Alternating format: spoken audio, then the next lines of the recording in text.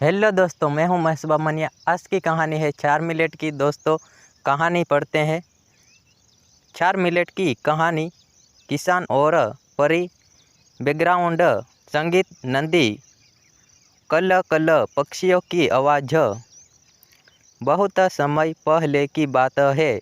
एक छोटे से गांव में एक ईमानदार और मेहनती किसान रहता था। वह रोज खेतों में काम करता और शाम को जंगल से लकड़ी काट लाता ताकि अपने घर का चूल्हा जला सके।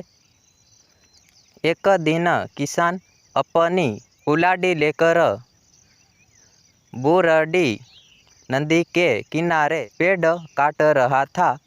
काम करते करते अचानक उसकी कुल्हाड़ी हाथ से फिसल गई और सीधी नदी में गिर गई। किसान घबरा गया और उसने नदी में उतरकर बहुत खोजा, परंतु गहरा पानी और तेज धारा के कारण उसे कुछ नहीं मिला। वह दुखी होकर नदी किनारे बैठ गया और भगवान से प्रार्थना करने लगा, हे प्रभु, अब मैं लकड़ी कैसे काटूंगा? मैं कुल्हाड़ी ही मेरी रोजी रोटी है। इतने में नदी का जल चमकने लगा और पानी से एक सुंदर परी बाहर आई। परी ने किसान से पूछा, क्यों किसान, तुम इतनी दुखी क्यों हो कर बैठे हो? किसान ने कहा, जोड़ कर कहा, माता, मेरी कुल्हाड़ी नदी में गिर गई है। अब मेरा काम कैसे चलेगा? परी मुस्कुराई और बोली, चिंता मत करो, मैं तुम्हारी कुल्हाड़ी ढूंढ लाती हूँ।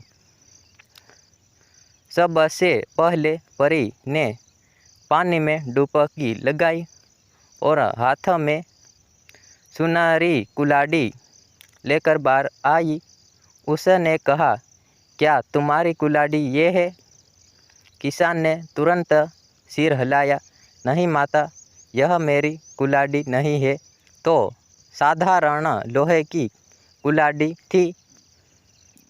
परी ने दोबारा गोता लगाया और इस बार चांदी की कुल्हाड़ी लेकर आई। परी ने बोली, किसान, शायद यही तुम्हारी कुल्हाड़ी होगी।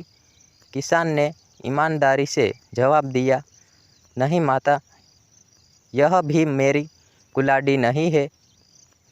इतने में परी तीसरी बार नदी में गई और एक साधारण लोहे की कुल्हाड़ी लेकर लौटी। किसान की आंखों में चमक आ गई और उसने कहा, जोड़ कर कहा, हाँ माता, यह मेरी कुल्हाड़ी है, यही मेरी मेहनत का साथी है। परी मुस्कुराई और बोली, किसान, तुम अच्छे और ईमानदारी इंसान हो। जो इंसान अपनी अच्छाई पर अडिग रहता है, उसे भगवान भी कभी खाली हाथ नहीं